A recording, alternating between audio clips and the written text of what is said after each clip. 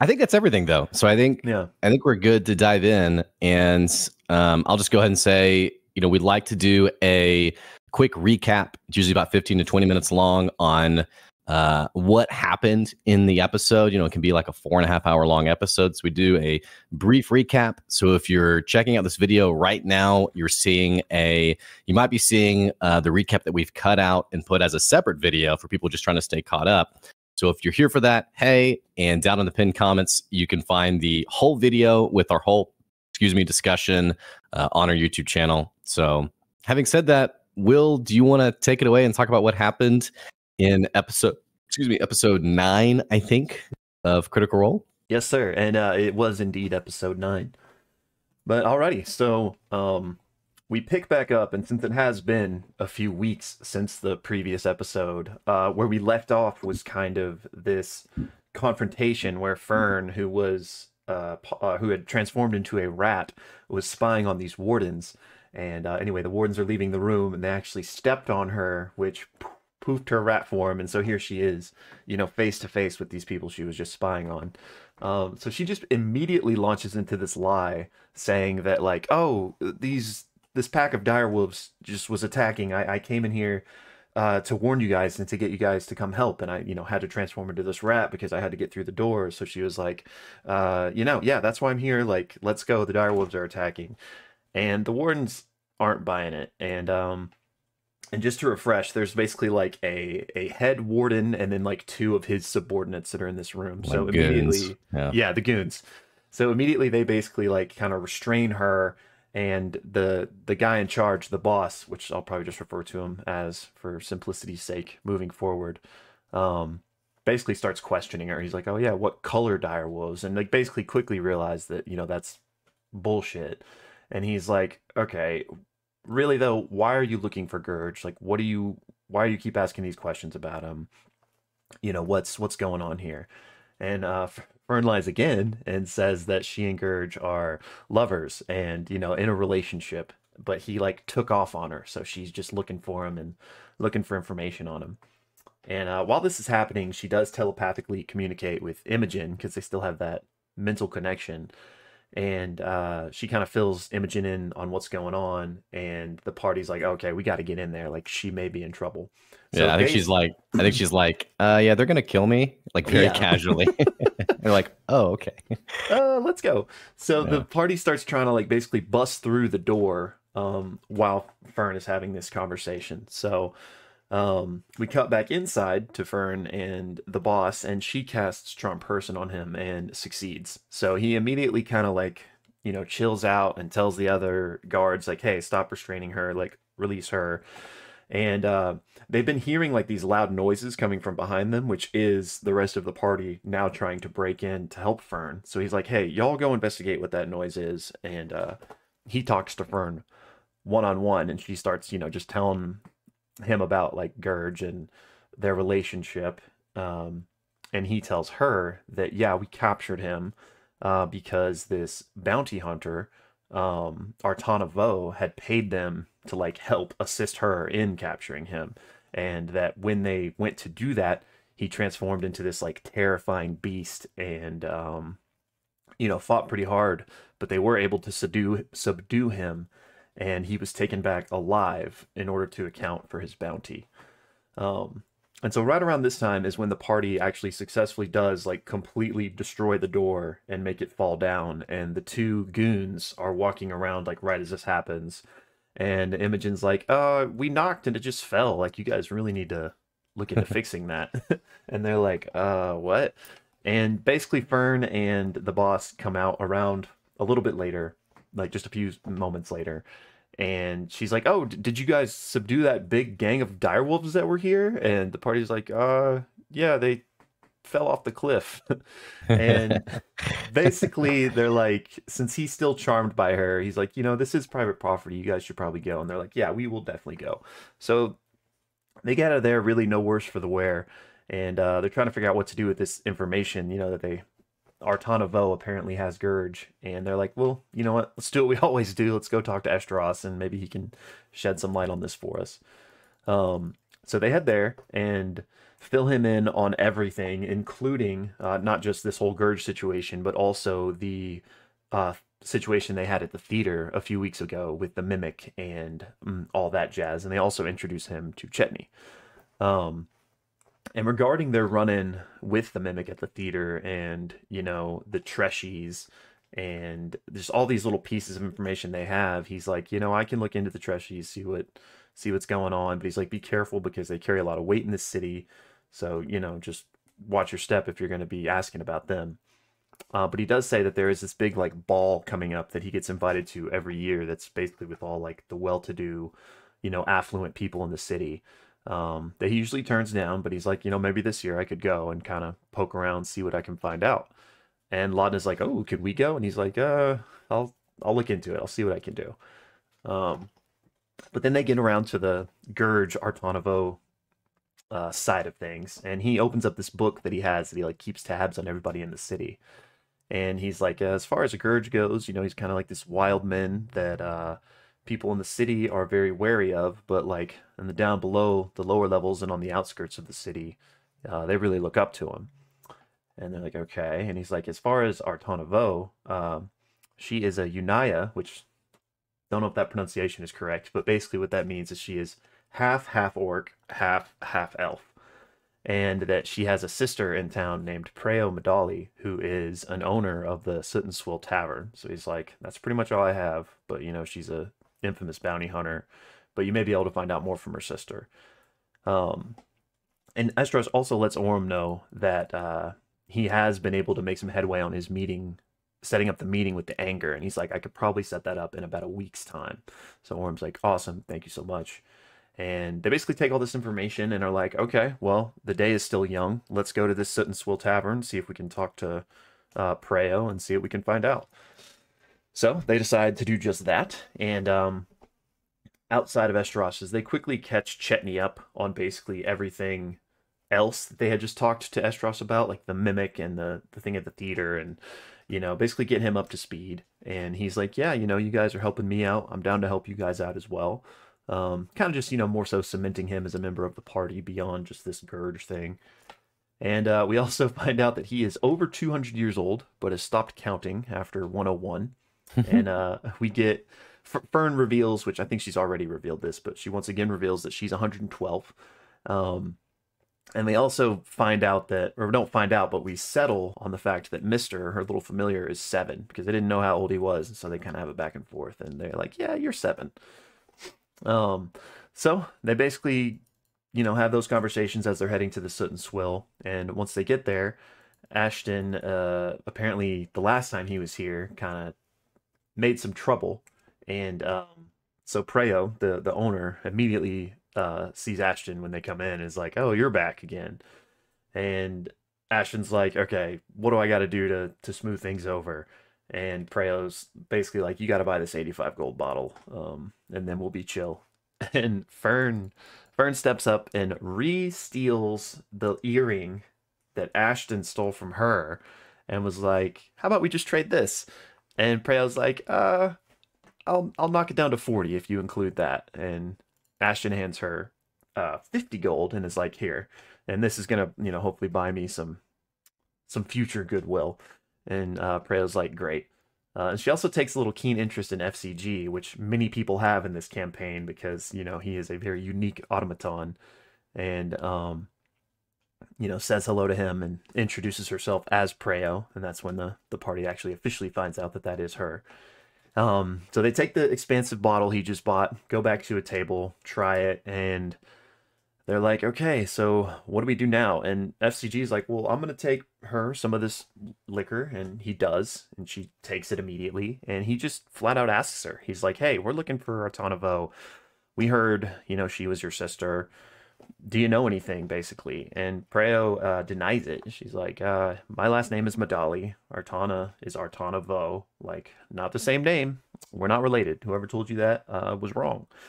But FCG notices that she's kind of like glancing over her shoulder towards the kitchen and getting kind of fidgety when he asked that. And so he's like, okay, and goes back to the party, tells them this, and they're like, okay, well, we need to get inside that kitchen. So Chetney's like, you know, I'll do it. and he just goes invisible and sneaks back there just to see what he can see. And inside, there's like this huge ogre that is the chef who's cooking up the meals for this place, and he's seemingly the only one back there. Chetney doesn't see anybody else, but he does see this like hidden door kind of blocked by like this dinner cart that he calls a bookcase because he's so small. Yeah. But he can't really get to it because, you know, the ogre is there. Yeah. So he returns, tells everybody what he saw, and they're like, okay, well, we need to get this, we need a distraction. And they basically settle on Fern ordering some food and being like, oh, my compliments to the chef. Like, please bring the chef out here so that I can compliment him. And they decide to do that. And so while she's going to do that, FCG is also going to go distract Preo, so she's not any of the wiser. And he does that by putting the expensive bottle on his head and just starts like wheeling around back and forth, left and right. Meanwhile, balancing it like precariously. And Sam accomplishes this because he rolled a natural 20. He kind of just like fell ass backward into this distraction, but it worked beautifully. And so while those two distractions are happening, Chetney, Orem, Dorian, and Ashton sneak into the kitchen, and Chetney is still invisible. So they get in there, look around, end up moving that cart out of the way, and there's a lock on this kind of hidden door. And Chetney tries and fails. Ashton tries and fails. And meanwhile, the chef, who's the ogre, has, you know, come out of the kitchen to talk to Fern, and he's like so stoked. He is like sprinting out of the kitchen. We found out his name is Pretty, and he is just literally moved to tears by the fact that somebody is complimenting his food, and he's beginning to share the recipe with Fern. So back inside the kitchen, Chetney tries one more time to crack this lock, which its DC has been raising every single time they've failed. But he manages to get it on this third try with a 26, and Matt revealed that the DC was a 25. So cracks the lock. They open the door and they find this small room lit by like a single lantern. And inside there's a cot, and there is another Unai woman sitting on it. And as soon as this door opens, she immediately draws her crossbow, and that's where the episode goes to break. Do you want to take it from there? Yeah, sure. So, great job, by the way.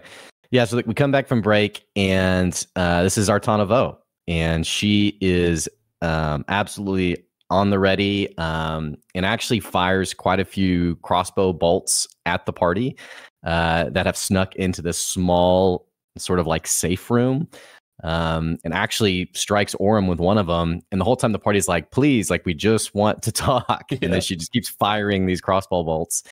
Well, finally, they speak to her in the language that she understands, which is gold. And so they all pretty much end up pooling gold onto the table. And Ashton has this moment of frustration with Chetney being like, oh, this is all the gold I have. And Ashton's like, is it really, though? Like, if I find out you're lying, I'm going to kill you. Yeah. Well, Orem actually says, hey, like, we're just trying to find out about Gurge. And if you'll help us with some information, I'll throw another 100 gold on the table. Which Artana Vo is like, okay, like, show me the money. So they throw up the gold, and even while she's still at the ready, she reveals that she did, in fact, capture Gurge, that he was this beast man, that it was much more challenging a mark than she realized. And in hindsight, she would have charged something like 8,000 gold for something like this, because they even ask, like, hey, what if we wanted to hire you to get Gurge? Yep. And she's like, yeah, 8,000 gold. And they're like, all right, so not that. They also talk about, like, well, who hired you? And she mentions that it's the business commissioner who's in the Moon Tower by the name of Vali Dertrana. And this is the person who presumably, like, handles, like, business licenses and all sorts of things like this. And the Moon Tower is basically one of several towers at the top of the core spire where all the guilds and the larger businesses sort of do their work. And so Artana Vo reveals that that's where she had Gurge delivered. That's all she knows. And it seems like they're pretty much done until Dorian says, hey, you know a lot about bounties. Do you know anything about a sizable bounty, a 20,000 gold bounty? And as soon as he says this, he regrets it because immediately Artanavo is like, yeah, actually. And the trail was cold.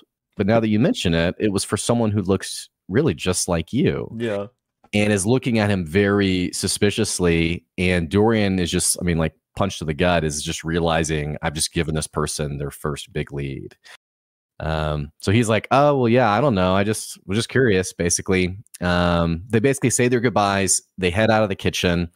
And meanwhile, the party realizes they need to continue the distraction so that the group can get out of the kitchen. And FCG is still doing his like bottle balancing. And Matt mentions that like everyone's kind of like, all right, cool, man. We're over it. It's been 20 minutes. Like, we're good. And then meanwhile, Laudna, Imogen, and Fern, they're finishing up talking to Pretty. And Fern's like, you have such a pretty heart. And he's like, yes, it's very swollen. And they also, as he's getting up, he's going to see the group coming out of the kitchen. So Imogen goes, wait. Would you like to go on a date with us?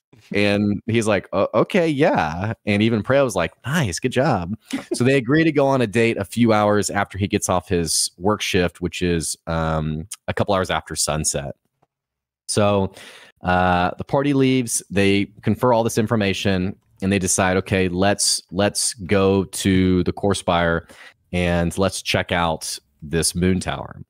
So they go take the trolley back to the core spire. They go up towards the top of it, and they check out this very well-to-do sort of premium. You can tell it's like a money type area of the core spire. There's guards. There's Simurg wardens. The patrolling ones who fly around. And they see these towers that are at the top of this spire. Well, so Imogen goes to the gate that's sort of keeping the entrance to the spire locked away, and talks to the two guards and says basically like, hey, I'm on business with Master Faramore back from my hometown. He sent me here to open a business, and I just need to get my license from the Commissioner Vali Dertrana. And the guards are kind of like, well, yeah, I mean, you're going to need more than that, pretty much. Like, we can't just let you in. So she does get some information from them in terms of which tower is the moon tower, but then basically goes back to the party and they're like, okay, we need a better idea. So the party talks about all sorts of options, like, should we try to break in? Should we do some hijinks? And they're like, well, really, we were just kind of trying to get the lay of the lands. I don't think, especially with this date coming up, we really want to, do something like this today. But they do realize, okay, what we could do, we could go back to Lord Esteros and ask him to write us a letter maybe to get into the moon tower. So they agree. They go back to Lord Esteros, who is baking, I think it was cookies or, some sweets, which I love this angle of him. Yeah. And they're quite delicious, by the way. And they ask him all sorts of questions. They ask him about essentially, first of all, would he have the means to get Dorian's brother out of town? Which he's like, okay, what's happened in the last 2 hours to need this to happen? Yeah. But that's at the top of Dorian's mind because he's now worried about his brother's life. And he's like, yes, with the right strings, I could make that happen for you guys. So they talk about that. They also ask him for the letter to get into the moon tower, and he writes the letter. And it turns out that Master Faramore actually is a real person from Imogen's hometown, and it was an individual who owned several businesses in her hometown. And so he writes the letter for them. I feel like there was one more thing that they had asked them, but maybe not. That they asked. Oh, well, I do remember actually now in this conversation, Imogen, they're like, oh, well, how are we going to go back to the moon tower? Because he writes the letter and he says basically, hey, this is dated. You should probably go sooner than later. And we're like, ooh, we have our date with Pretty. We can't stand them up. And FCG and pretty much everyone else is kind of like, I mean, is this going to be a serious relationship? Because if not, this kind of takes precedence.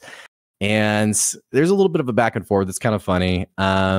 But basically, Imogen reveals that she's never been on a date before and just says it's kind of hard to go on a date with someone when, you can hear their thoughts. And it's just very challenging. So she's never been on a date.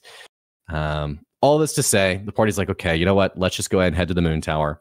They head that way. They give the guard the note. They're led into this courtyard area before the towers.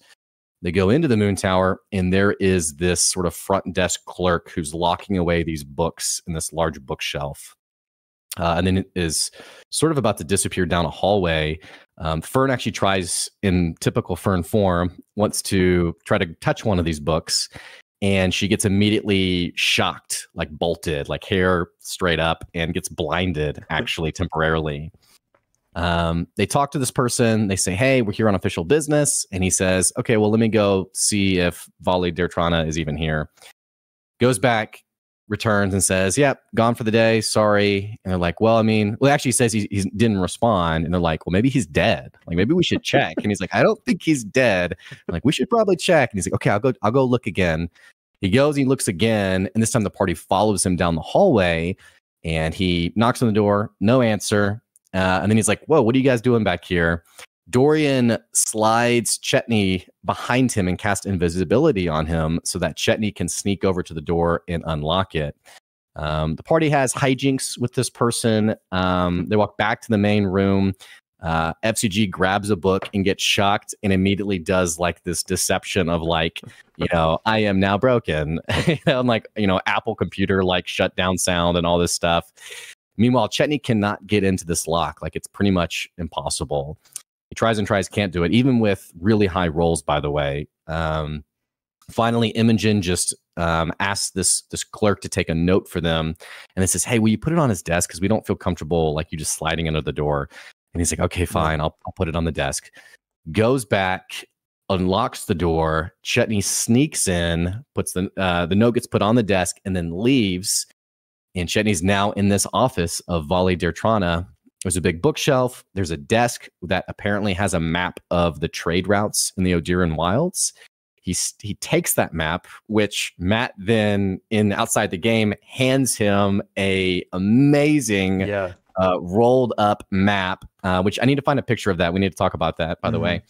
And then he starts inspecting the bookshelf, realizes there's something behind it, finds a small compartment that inside of it has a journal and also has 100 platinum, which he pockets. It's 1,000 gold, people. And then in the journal, there's a couple of entries. It hasn't been too filled out. One of them, though, says, requested by Nightmare King, bring alive.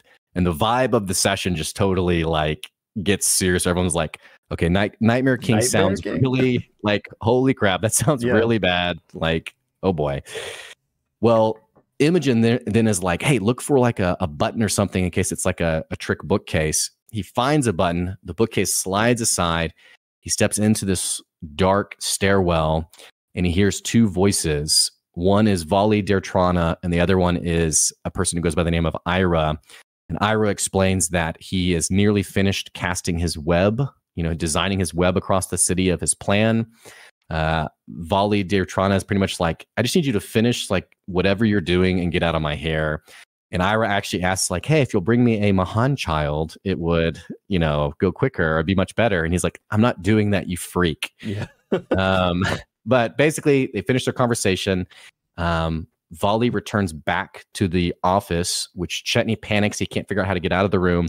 He then just goes up against the wall in a corner, and Vali immediately realizes that someone's in the room, takes a sword out of its sheath that's sort of like decorated on the wall and begins swiping and gets closer to Chetney in this corner. And then Chetney books it and jumps out of the office through the stained glass into the rainy, dark night outside. And that is basically where the episode ends. That's what happened in episode 9 of Campaign 3.